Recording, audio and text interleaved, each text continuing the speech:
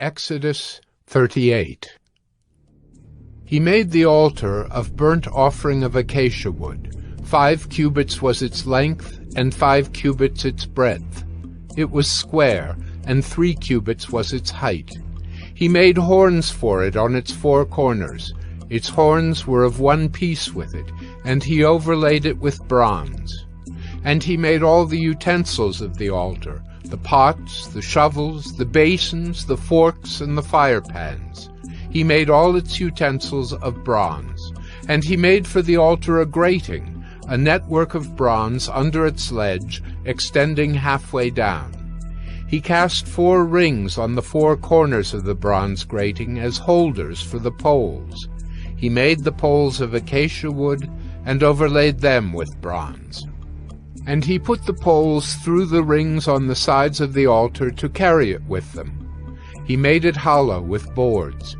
He made the basin of bronze and its stand of bronze from the mirrors of the ministering women who ministered in the entrance of the tent of meeting. And he made the court. For the south side the hangings of the court were of fine twined linen, 100 cubits.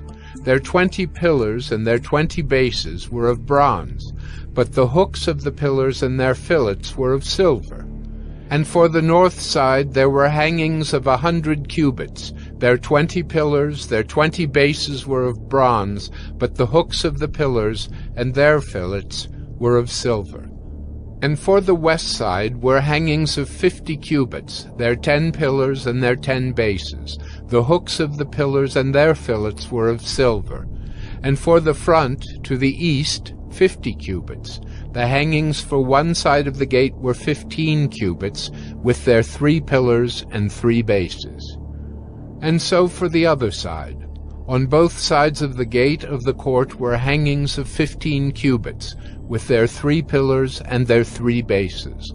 All the hangings around the court were of fine twined linen. And the bases for the pillars were of bronze, but the hooks of the pillars and their fillets were of silver.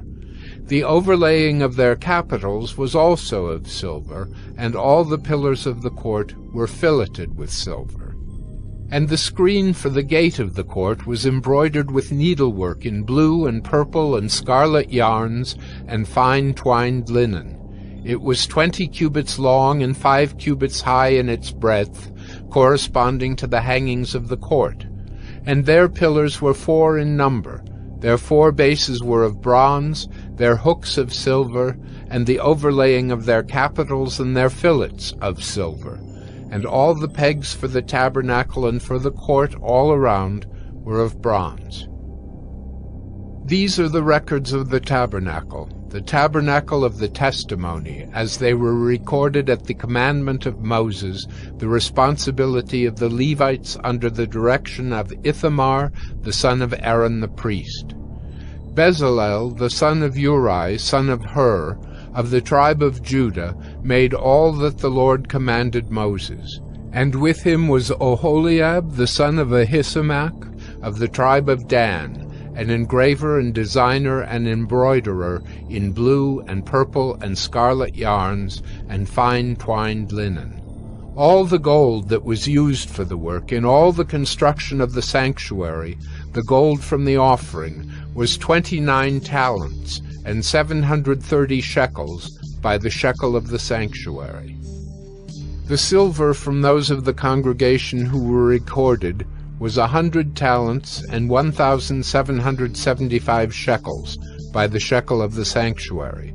A beka a head, that is, half a shekel by the shekel of the sanctuary, for everyone who was listed in the records from 20 years old and upward, for 603,550 men. The 100 talents of silver were for casting the bases of the sanctuary and the bases of the veil. 100 bases for the 100 talents, a talent a base. And of the 1,775 shekels he made hooks for the pillars, and overlaid their capitals, and made fillets for them. The bronze that was offered was 70 talents and 2,400 shekels. With it he made the bases for the entrance of the tent of meeting, the bronze altar, and the bronze grating for it, and all the utensils of the altar, the bases around the court, and the bases of the gate of the court, all the pegs of the tabernacle, and all the pegs around the court.